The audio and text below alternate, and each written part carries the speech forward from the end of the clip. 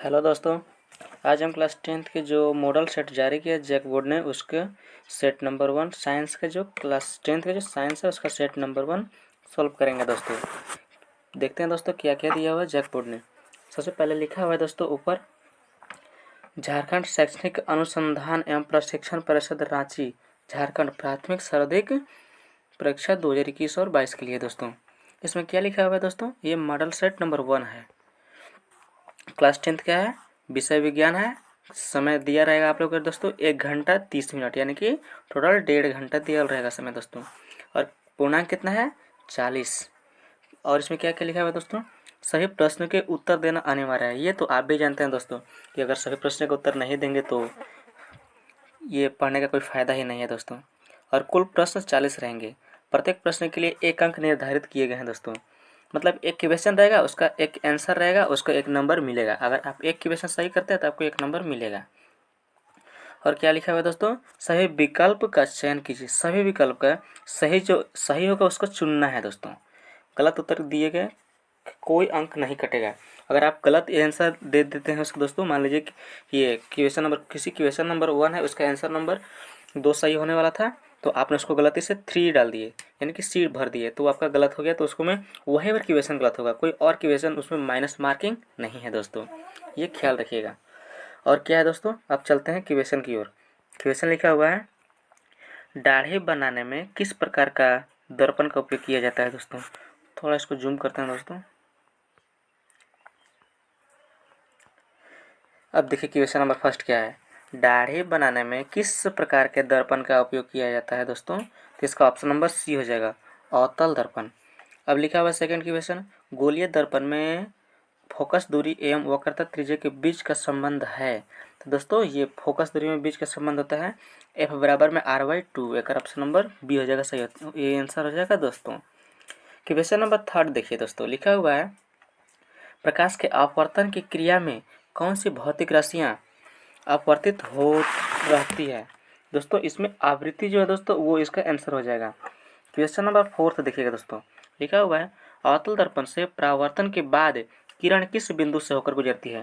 तो सब कुछ कीजिए दोस्तों, ये आपका अवतल दर्पण है और ये आपका मूल अक्ष है, यानी कि और इस साइड से एक आया किरण ले गया और इसको परावर्तन हुआ। दोस्तों ये जो परावर्तन हुआ ना, यहाँ एफ से गुजरेगा। कहाँ से गुजरेगा दोस्तों, एफ से। तो ये आपका क्वेश्चन नंबर फोर्थ का option number B right answer है। क्वेश्चन नंबर 5 देखिए दोस्तों, लिखा हुआ है, किसी दर्पण से वस्तु को कहीं भी रखने से वस्तु के बराबर आकार का सीधा प्रतिबिंब बनता है तो दर्पण होगा। दोस्तों समतल दर्पण में ऐसा हो सकता है दोस्तों, कहीं भी आप रखिए उसी के बराबर आपका प्रतिबिंब बनेगा। क्वेश्चन नंबर 6 लिखा हुआ है दोस्तों, प्रकाश के अपवर्तन के कितने नियम है। दोस्तों ये क्वेश्चन अगर आप आंसर गलत किए तो समझिए कि आप पढ़ ही नहीं रहे हैं।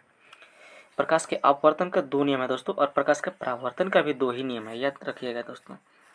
क्वेश्चन नंबर 7 है, किसी गोलीय दर्पण की वक्रता त्रिज्या 50 सेंटीमीटर है तो उसकी फोकस दूरी होगी। दोस्तों इसका राइट आंसर सी है, ऑप्शन नंबर सी 25 सेंटीमीटर। कैसा है दोस्तों, थोड़ा सा देखिएगा, इसको बनाते हैं।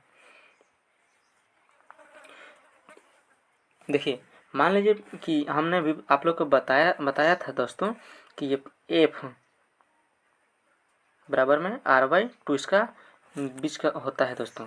तो क्या करिएगा दोस्तों, जब f/r/2 है तो एफ तो पता है निकालना ही है। आर कितना दिया हुआ है, आर दिया हुआ है 50, निकालना 2 लिख देंगे, बचा क्या दोस्तों 25। अब यही 25 आपका आंसर है, 25 सेंटीमीटर में दिया हुआ है तो सेंटीमीटर में आपका आंसर हो जाएगा दोस्तों। ऑप्शन नंबर सी इसका सही आंसर है। अब चलिए दोस्तों क्वेश्चन नंबर 8 देखते हैं। क्वेश्चन नंबर 8 में लिखा हुआ है दोस्तों, 1 मीटर फोकस दूरी वाले उत्तल लेंस की क्षमता होगी। दोस्तों इसका ऑप्शन नंबर आपका हो जाता है फर्स्ट आंसर। ये ऑप्शन नंबर जो ये क्वेश्चन है उसका ऑप्शन नंबर बी होता है राइट आंसर। चूँकि याद रखिएगा दोस्तों, इसका फॉर्मूला होता है क्षमता लेंस की क्षमता निकालने के लिए P बराबर में 1/f। जब इसको कीजिएगा दोस्तों तो आपको निकालना है लेंस की क्षमता, तो P बराबर में 1, f कितना दिया हुआ दोस्तों 1 मीटर। जब इसको काटिएगा दोस्तों तो एक बार कट जाएगा, तो 1 डायप्टर का आपका आंसर हो जाता है।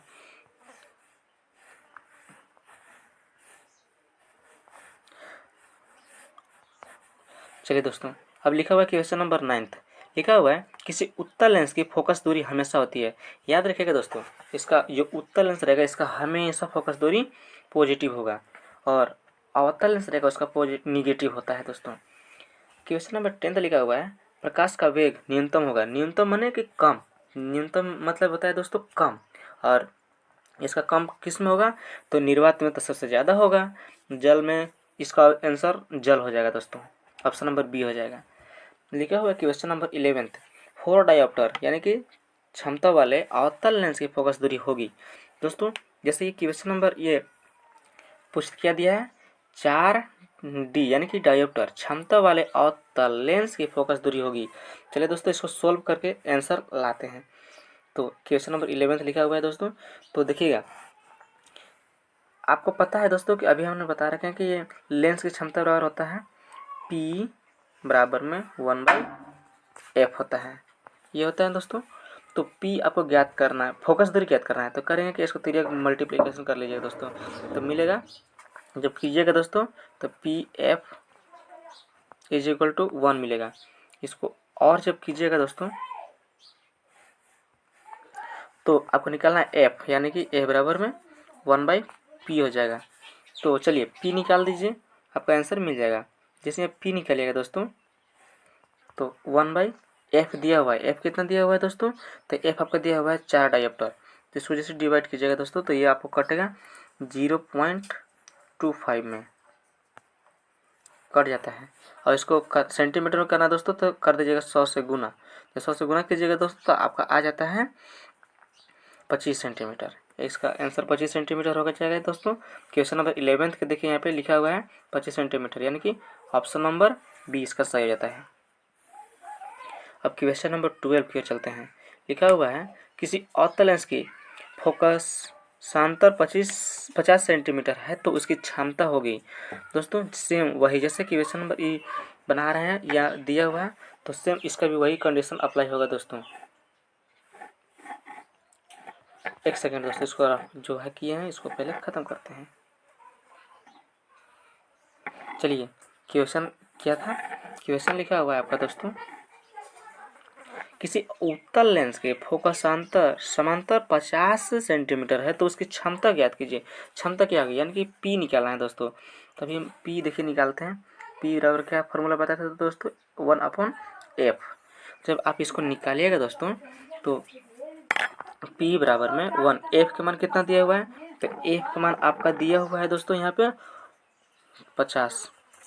जब इसको काटिएगा दोस्तों तो आपका कट का आ जाता है, जब इसको भाग दीजिएगा दोस्तों तो भाग देकर देखते हैं कितना इसका आंसर आता है। जब भाग दीजिएगा तो कटता है, जब ये नहीं कटे तो 0.02 कीजिएगा दोस्तों तो ये 100 हो जाएगा, बाई में 50 हो जाएगा, फिर कटेगा दोस्तों 2 बार कट जाएगा यानी कि 2 डायोप्टर इसका आंसर हो जाने वाला है। तो क्वेश्चन नंबर 12 के ऑप्शन नंबर डी सही हो जाएगा दोस्तों। प्रकाश का वेग सर्वाधिक होगा तो किस में सबसे अधिक होगा दोस्तों, तो इसमें निर्वात में, निर्वात में यानी कि ऑप्शन नंबर 13 के डी हो जाएगा सही। दिए गए क्वेश्चन नंबर 14 देखिएगा दोस्तों, दिए गए प्रक्रम में कौन सा ऊष्मा छेपी है।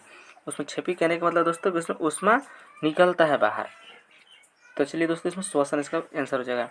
लिखा हुआ है क्वेश्चन नंबर 15, चिप्स के पैकेट में विकृत गंधता से बचाने के लिए कौन सी गैस डाली जाती है। इसमें नाइट्रोजन डाला जाता है दोस्तों। क्वेश्चन नंबर लिखा हुआ है दोस्तों 16 के देखिएगा, जंक लगना किस प्रकार का अभिक्रिया है। दोस्तों जंक लगना एक संयोजन अभिक्रिया है। क्वेश्चन नंबर 17 लिखा हुआ है दोस्तों, दिए गए अभिक्रिया में पदार्थ का उपचयन हो रहा है तो इसमें कौन सा उपचयन हो रहा है दोस्तों, देख करके आप लोग बताइए। तो इसका आंसर बी हो जाएगा, राइट आंसर सी यानी कि कार्बन इसमें अपचयन हो रहा है। अब चलिए दोस्तों क्वेश्चन नंबर 18 की तरफ चलते हैं। तो क्वेश्चन नंबर 18 लिखा हुआ है दोस्तों, दिए गए कौन सा रासायनिक समीकरण संतुलित है। तो इसका मैं हमने ये आपको करना होगा दोस्तों, समीकरण को संतुलित करना होगा, दोनों तरफ बराबर करना होगा और गिनना होगा कौन सा बराबर है। तो हमने इसको कर रखे हैं दोस्तों, इसका ऑप्शन नंबर ए सही हो जाएगा, इसका ऑप्शन नंबर ए जो है दोस्तों सही हो जाएगा। अब क्वेश्चन नंबर 19 लिखा हुआ है दोस्तों, दिए गए चित्र में कौन सी अभिक्रिया हो रही है। तो देखिए दोस्तों इसका क्या लिखा हुआ है, Pb प्लस में CuCl2 यानी कि प्लम्बम प्लस में कॉपर क्लोराइड लिखा हुआ है दोस्तों। ये गिब्स यानी कि देता है, प्लम्बम क्लोराइड बनाता है, प्लस में ये कॉपर अलग कर देता है। तो ये आपका विस्थापन अभिक्रिया हो रहा है दोस्तों। ऑप्शन नंबर डी हो जाएगा सही। क्वेश्चन नंबर 20 क्या लिखा हुआ है दोस्तों, दिए गए पदार्थ में कौन सा गंधीय सूचक का तरह व्यवहार करता है। तो दोस्तों इसका नंबर ऑप्शन नंबर डी हो जाएगा प्याज। अब क्वेश्चन नंबर 21 देखिए, लिखा हुआ है हड्डियों को जोड़ने के लिए डॉक्टर किस लवण का उपयोग करते हैं यानी कि प्रयोग करते हैं। इसका ऑप्शन नंबर डी हो जाएगा। आपको याद होगा तो याद रखिएगा दोस्तों, इसको कैल्शियम सल्फेट ये CaSO4.12H2O होता है। इसका आंसर सही होता है। लिखा हुआ है दोस्तों 22 क्वेश्चन देखिएगा, विरंजक चूर्ण का सूत्र लिखिए। विरंजक चूर्ण कहिए दोस्तों या फिर ब्लीचिंग पाउडर कहिए, दोनों एक ही बात है। तो चलिए इसका देखते हैं कौन सा है। तो इसका आंसर होता है सी यानी कि कैल्शियम ऑक्सीक्लोराइड इसका आंसर हो जाता है दोस्तों। क्वेश्चन नंबर 23 देखिए क्या लिखा हुआ है, इस चित्र में कौन अभिक्रिया हो रही है। तो यहाँ पे देखिए दोस्तों, इस चित्र में अभिक्रिया कौन सा अभिक्रिया हो रहा है दोस्तों। तो इस चित्र के जब ध्यान से देखिएगा दोस्तों तो आपको यहाँ पे वियोजन अभिक्रिया होगा। चूँकि यहाँ पे एक बैटरी है और इस तरह से लिखा हुआ है दोस्तों, तो ये जो वियोजन है तोड़ने का कार्य कर रहा है दोस्तों, इसलिए वियोजन अभिक्रिया हो जा रहा है। ऑप्शन नंबर बी सही हो जाएगा। अब लिखा हुआ है क्वेश्चन नंबर 24 देखिएगा, लिखा हुआ है टमाटर में कौन सा अम्ल पाया जाता है। तो टमाटर में ऑक्जेलिक अम्ल पाया जाता है। ऑप्शन नंबर डी सही आंसर होता है दोस्तों। चलिए दोस्तों अब क्वेश्चन नंबर 25 की ओर चलते हैं। लिखा हुआ है तनुकरण प्रक्रिया में होता है। तनुकरण प्रक्रिया में क्या होता है दोस्तों, तो तनुकरण प्रक्रिया को कहने का मतलब है इसका जो अम्ल है उसका घट जाता है और जो क्षार उसका बढ़ जाता है, यानी कि इसका ऑप्शन नंबर देखिए CS का राइट आंसर हो जाता है दोस्तों। तनुकरण प्रक्रिया में होता है तो हाइड्रोजन प्लस में ऑक्सीजन यानी कि H प्लस और OH आयन की सांद्रता में कमी होता है दोस्तों, इसी को बोलते हैं तनुकरण प्रक्रिया। चलिए क्वेश्चन नंबर 26 देखिए, लिखा हुआ है निम्नलिखित में कौन प्रकाशीय वियोजन का उदाहरण है। प्रकाशीय वियोजन का उदाहरण है देखिए दोस्तों, ऑप्शन 4 दिया हुआ है। फर्स्ट में दिया हुआ है AgBr बनाता है Ag प्लस Br, और बी लिखा हुआ है H2O बनाता है H2 plus O2। Option number सी लिखा हुआ है CaCO3 बनाता है CaO प्लस में CO2, और डी जो लिखा हुआ है 2Cu प्लस O2 बनाता है CuO। यानी कि इसका जो हम इसको बना रखे हैं दोस्तों, ये जो है आपका आंसर ए हो जाएगा, इसका सही आंसर हो जाएगा। अब क्वेश्चन 27 को देखिएगा दोस्तों। क्वेश्चन 27 क्या लिखा हुआ है, लिखा हुआ है अमीबा अपने किस अंग से भोजन ग्रहण करते हैं। इसका ऑप्शन नंबर सी हो जाता है दोस्तों कुटपाथ से। क्वेश्चन नंबर 28 पाचन प्रक्रिया में वसा का इम्लसीकरण कौन करता है। इसका ऑप्शन नंबर डी होता है पित्त रस करता है। निम्नलिखित में किस जीव में स्वपोषी पोषण होता है। तो स्वपोषी पोषण मानिए खुद से ना अपना भोजन बनाएगा दोस्तों, तो इसका आम जो है इसका राइट आंसर हो जाएगा ऑप्शन नंबर डी।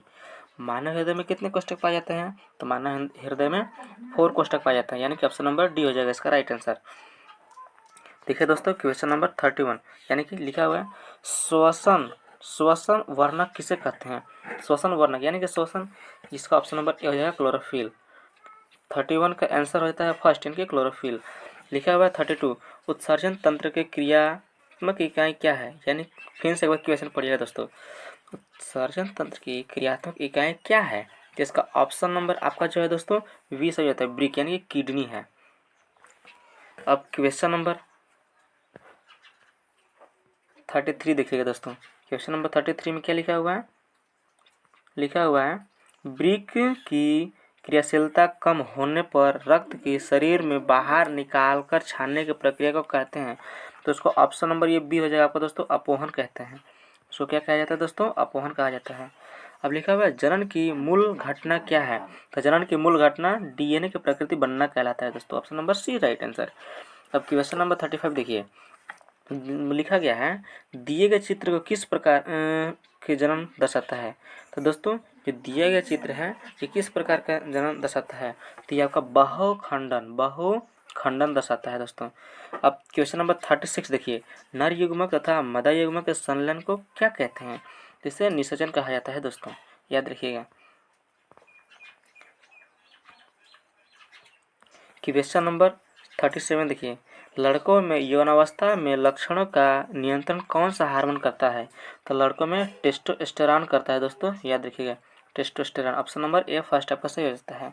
38 देखिए, सौर ऊर्जा का मान क्या होगा? सौर ऊर्जा का मान होता है दोस्तों 1.4 किलोवाट अपॉन मीटर स्क्वायर होता है। आंसर फर्स्ट होता है आंसर। 39 के देखिए क्वेश्चन लिखा हुआ है, जैव गैस का मुख्य घटक क्या है? तो जैव गैस का मुख्य घटक दोस्तों आपका ऑप्शन नंबर डी यानी कि मीथेन हो जाएगा। अब क्वेश्चन नंबर 40 लिखा हुआ है, महासागरीय तापीय ऊर्जा प्राप्त करने के लिए महासागर के पृष्ठ के जल का ताप और 2 मीटर की गहराई के जल के ताप में कितना का अंतर होना चाहिए? तो दोस्तों इसका ऑप्शन नंबर आपका फर्स्ट है, ये सही होता है, 20 डिग्री सेल्सियस का अंतर होना चाहिए। आशा करता हूँ दोस्तों आपको ये क्वेश्चन समझ में आया होगा। और दोस्तों यदि चैनल को सब्सक्राइब नहीं किया तो सब्सक्राइब कीजिए, क्योंकि इस चैनल पे ये जितना भी सेट है इस सारा सेट के क्वेश्चन को सोल्व करवाया जाएगा दोस्तों। Thank you.